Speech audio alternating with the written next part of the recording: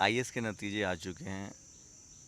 इस बार भी तीसरे साल एक महिला जो कैंडिडेट थी उन्होंने टॉप किया है। लेकिन टॉपर ही नहीं, बहुत सारी ऐसी महिलाएं हैं जिन्होंने यूपीएससी के नतीजे में बेहतरीन रिजल्ट लाए हैं। जेएनयू का भी इस बार अच्छा रिजल्ट रहा है। और मेरे साथ प्रीति हुड्डा हैं, जिन्होंने यूपीएससी को क्रैक डाउन किया है। उनसे जानेंगे कि यूपीएससी एक इतना बड़ा ड्रीम है, उसको अचीव करना कितनी बड़ी चुनौती है और कितनी मेहनत करनी पड़ती है। पहले तो प्रीति, आपको सबसे पहले बधाई। Thank you sir.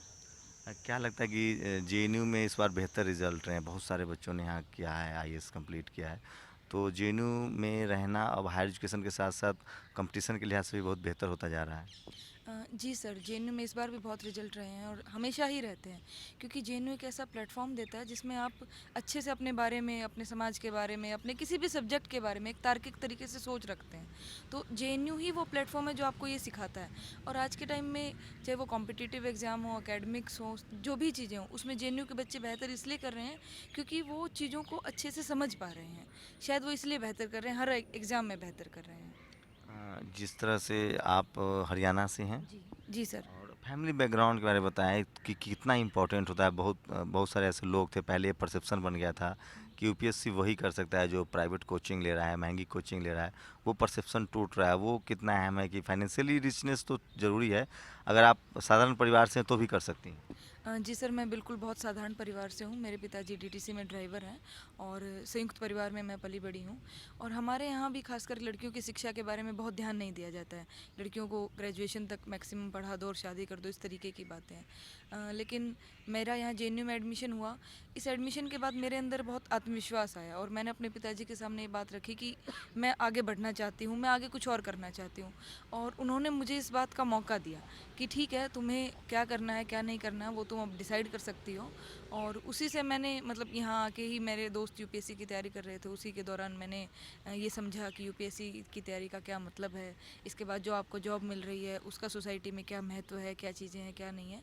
तो मैं साधारण परिवार से ही आती हूँ, लेकिन यहाँ पे जो मुझे एक प्लेटफॉर्म मिला, यहाँ पे जो मुझे मेरे जीवन को एक दिशा मिली, उससे ही मैं मानती हूँ कि मैं यूपीएससी को क्रैक भी कर पाई। और शायद अगर ऐसा नहीं होता तो मैं नहीं कर पाती। परिवार का सपोर्ट इस बारे में रहा कि उन्होंने मुझ पर विश्वास किया, मुझे एक मौका दिया। एक लड़की होने के बावजूद मुझे मौका दिया, क्योंकि हरियाणा में मतलब नहीं, इस तरह जेंडर डिस्क्रिमिनेशन है, वहाँ पर भी है। लेकिन मेरे परिवार ने मेरा हर मौके पर हर तरीके से मेरा साथ दिया है। तो इसीलिए मैं आज इस मुकाम पर भी हूँ और मैं यूपीएससी क्रैक भी कर पाई हूँ। पहले हम लोग पढ़ाई लिखाई की बात करेंगे। आप चूँकि आईएएस हैं, आप लोग को इतने सारे इंटरव्यूज़ होते होंगे, जेंडर डिस्क्रिमिनेशन सब पर बात करेंगे। पढ़ाई लिखाई की बात करें तो ये घंटे वाली जो बात है, इतना घंटा नहीं इतना घंटा, वो इम्पोर्टेंट है या मतलब नॉर्मल तरीके से अगर अच्छा इन्वायरमेंट मिले तो सब कुछ पॉजिटिव हो सकता है? सर, जहाँ तक एकदम फ़िक्स करके घंटे की बात है, तो ऐसा पॉसिबल ही नहीं है कि एकदम आप फ़िक्स घंटे रखें और पढ़ाई करें। आपका जब मन लगे, जब आपका मन करे, जब आपको चीज़ें समझ में आ रही हैं, तब आप पढ़ाई करें। और अगर आपको लग रहा है कि हाँ, नहीं ऐसा नहीं हो रहा है, तो एकदम अपने आप को बांध कर नहीं चलना चाहिए। मुझे नहीं लगता कि जेएनयू में खासकर जिन बच्चों को मैं तैयारी करते हुए देखती हूँ, कोई भी एक फ़िक्स टाइम करके नहीं पढ़ाई कर रहा है। उसको जब ये हो रहा है कि हाँ, वो अच्छे से समझ पा रहा है चीज़ों को, तो समझ रहा है, पढ़ाई उस दौरान कर रहा है। और मैक्सिमम 8 9 10 घंटे तक यहाँ पे पढ़ाई होती है। जब एग्ज़ाम टाइम आता है कि जैसे अभी प्रीलिम है, तो तब बच्चे 12 12 घंटे, 13 13 घंटे भी पढ़ लेते हैं। तो वो उस पे डिपेंड करता है कि आप कितना पढ़ रहे हैं, कितना आप समझ रहे हैं। जितनी देर तक आपको समझ में आ रहा है, पढ़ाई समझ में आ रही है, उतनी देर तक पढ़ाई कीजिए। बाकी मुझे नहीं लगता कि अपने आप को बांध के एकदम रिजिड करके चीज़ें नहीं हो सकती।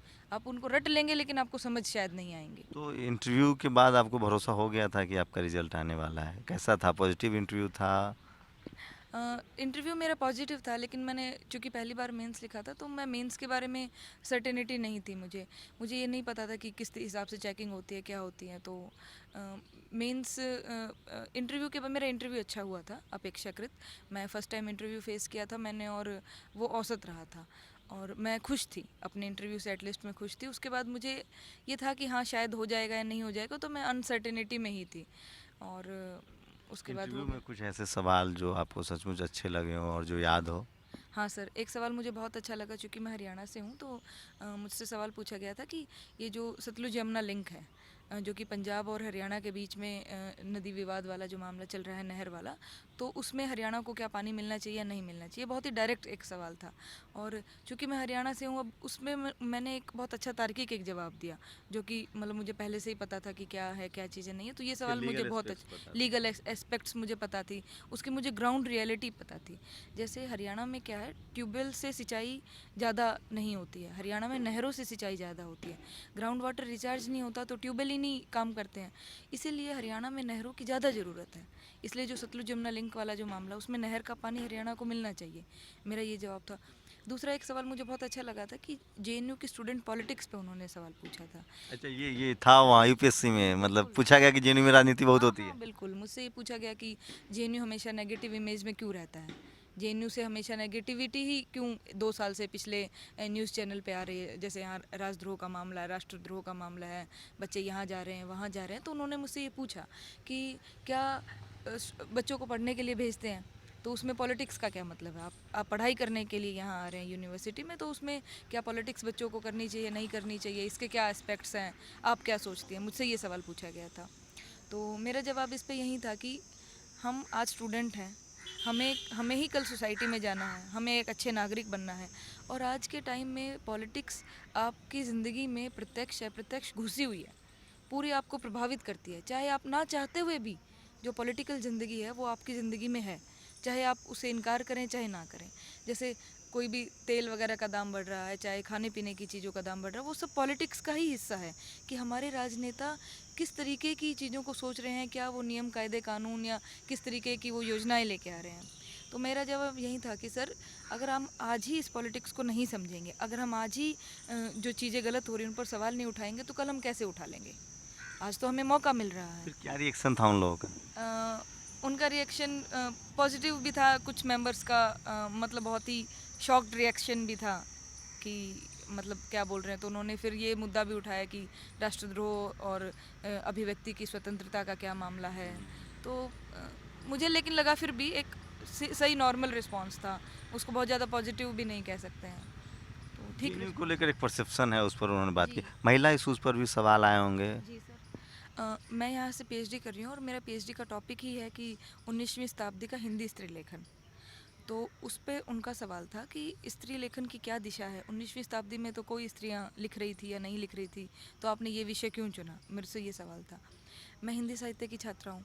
अभी तक जो हमने हिंदी साहित्य पढ़ा है, उस साहित्य के इतिहास में 19वीं शताब्दी में स्त्रियों ने जो लिखा उसको लगभग नकारा ही गया है, उसको उस पर कोई शोध नहीं हुआ है, उस पर कोई देखा ही नहीं गया है कि उस टाइम कौन स्त्रियाँ लिख रही थी, कैसा लिख रही थी, क्योंकि उसको एक बंधा बंधाया एक पिटारा होता है कि उस दौर में ऐसी रचनाएं हो रही थी।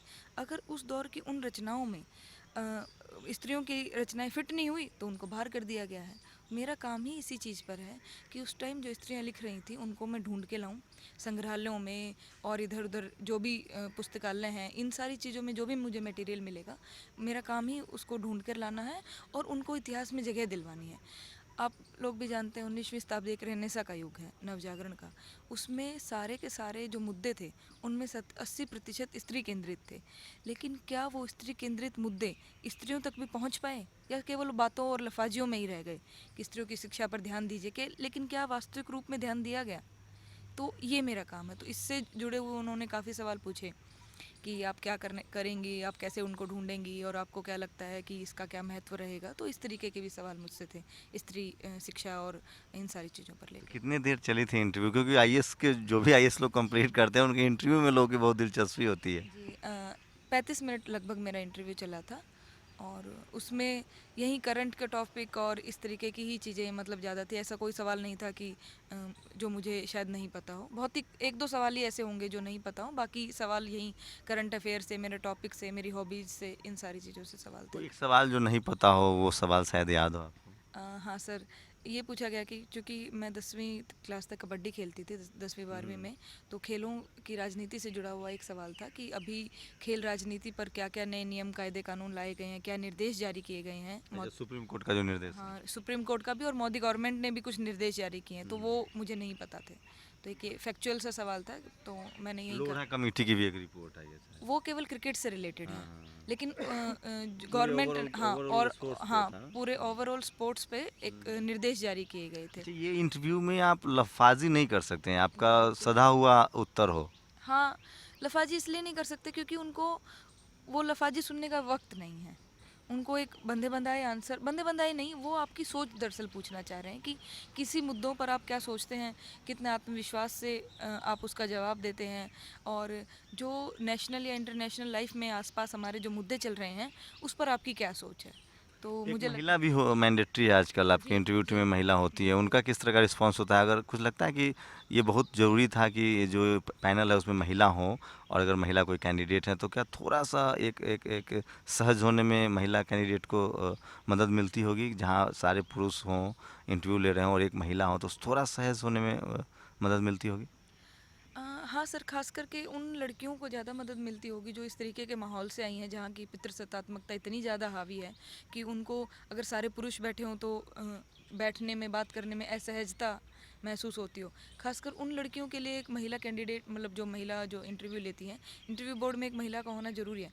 उससे क्या होता है कि वो एक थोड़ी सी सहजता महसूस करती है कि हाँ, शायद मैं जो बोल बोल रही हूँ या जो मैं बात कर रही जेएनयू हूँ। को बच्चों की ज़रूरत नहीं है। हाँ, मुझे लगता है जेएनयू के बच्चों को बहुत ज़्यादा ज़रूरत नहीं है, क्योंकि यहाँ पर इतना खुला माहौल है कि आप बहुत आत्मविश्वास से कहीं भी बैठ के, चाहे 100 लड़के बैठे हों, तो आप आत्मविश्वास से कोई यहाँ पर बैठ के पेट्रियार्कल जवाब। सोसाइटी इस सब को लेकर भी कोई सवाल था? नहीं सर, पैट्रियार्कल सोसाइटी को लेकर कोई हरियाणा सवाल को लेकर कोई, जैसे वहाँ सेक्स रेशियो कम है, या बेटी पढ़ाओ बेटी बचाओ, ये सब नहीं। को लेकर है? नहीं, हरियाणा से लेकर सिर्फ एक ही सवाल था, वही SYL 17, हाँ, मुद्दा। अच्छा। और बाकी स्त्री शिक्षा और इन सारी चीज़ों से रिलेटेड एकदम हरियाणा फोकस सवाल नहीं थे।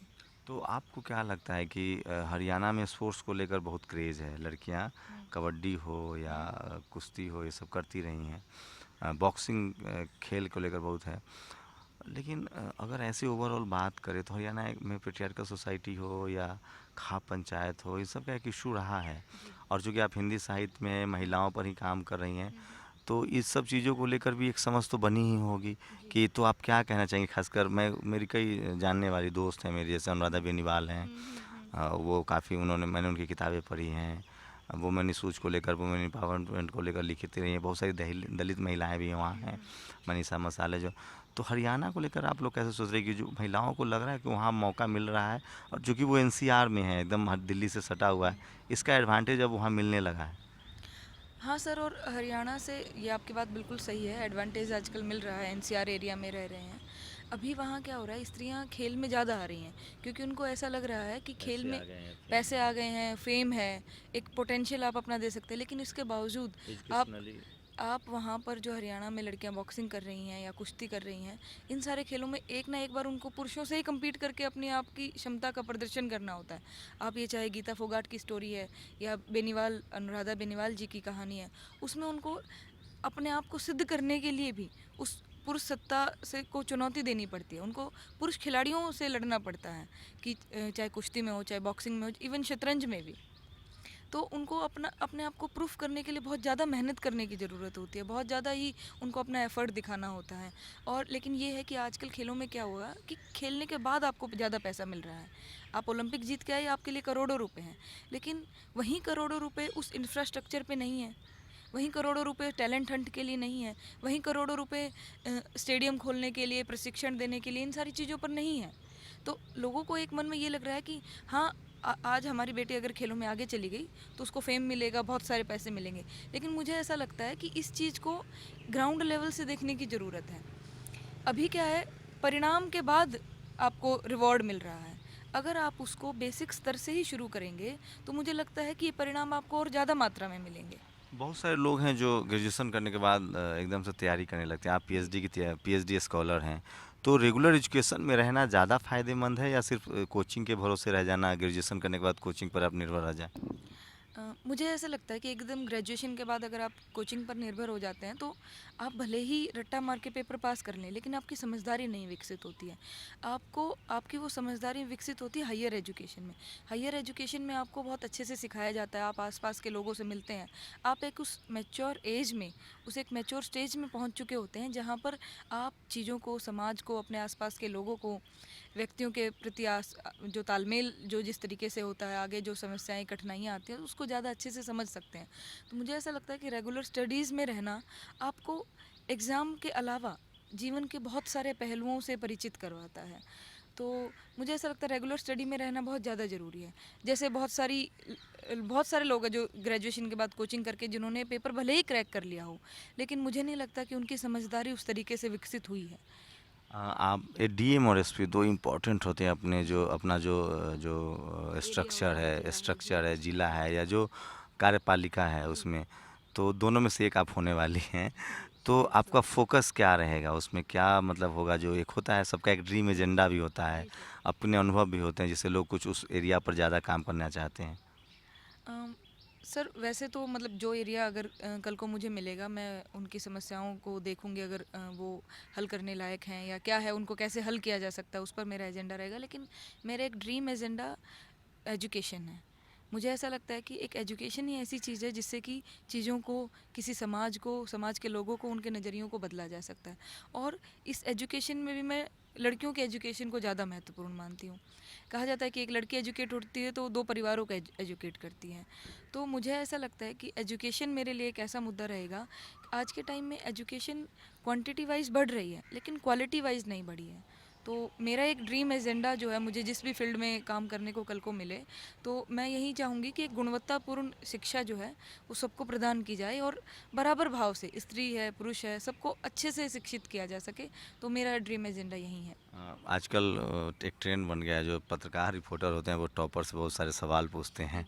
मैं उस तरह से नहीं पूछना चाहूँगा, बस चूँकि आप एजुकेशन को आपने एजेंडा बताया और महिला साहित्य पर आप काम भी कर रही हैं।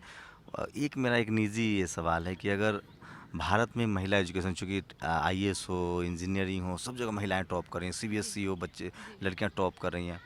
भारत में अगर आप महिला शिक्षा के लिए किसी को क्रेडिट देना चाहेंगी जिन्होंने सबसे बेहतरीन काम किया है, तो किसे देना चाहेंगे? सर सावित्रीबाई फुले हैं।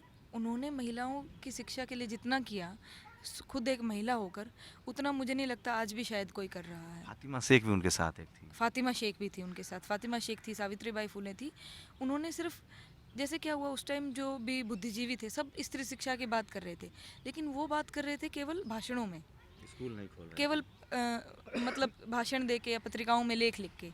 लेकिन प्रैक्टिकली उन जो भी मतलब प्रैक्टिकल करने में जो समस्याएं फेस हो रही हैं, जैसे सावित्रीबाई फुले को मैंने बहुत बार पढ़ा, तो उनमें ये था कि जैसे वो बच्चों को पढ़ाने जाती थी तो उन पर बहुत सारा कीचड़ उछाला जाता था, उनको बहुत तंग किया जाता था, बच्चों को भेजा नहीं जाता था। तो जितनी प्रैक्टिकलिटी के साथ उन्होंने अपने आप को उस प्रैक्टिकल लाइफ में उतारा एक शिक्षिका के रूप में, मुझे नहीं लगता कि उतना कोई स्त्रियों की शिक्षा के लिए कर सकता है। तो मैं सावित्रीबाई फुले, फातिमा शेख, इनको मैं बहुत इंपॉर्टेंट मानती हूँ। ये एक वो मील का पत्थर हुई हैं जिनके ऊपर ही आज इमारत रखी जा रही हैं। तो मील का पत्थर इन्होंने दिया है, सावित्रीबाई फुले ने, फातिमा शेख ने। इन्होंने वो बेस बनाया है।